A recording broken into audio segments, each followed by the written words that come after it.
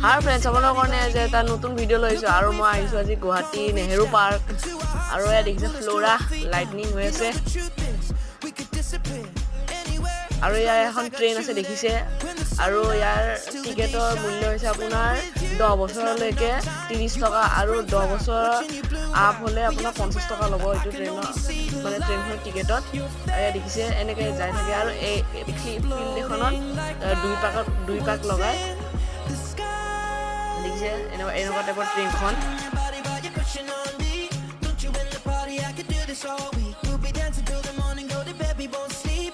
আৰু পাৰ্কখনৰ entry fees হৈছে আপোনাৰ বাচ্ছাৰ কাৰণে 10 টকা আৰু ডাঙৰৰ কাৰণে 30 টকা আৰু আপোনালোকে ইয়াতে থাৰ্ছডে নাহিব কাৰণ থাৰ্ছডে পাৰ্কখন বন্ধ থাকে আৰু আপোনালোকে নিৰাশ হৈ আপোনালোকে উভতি যাব পৰা হ'ব লাগে আৰু বিহু লাগি যাব লাগে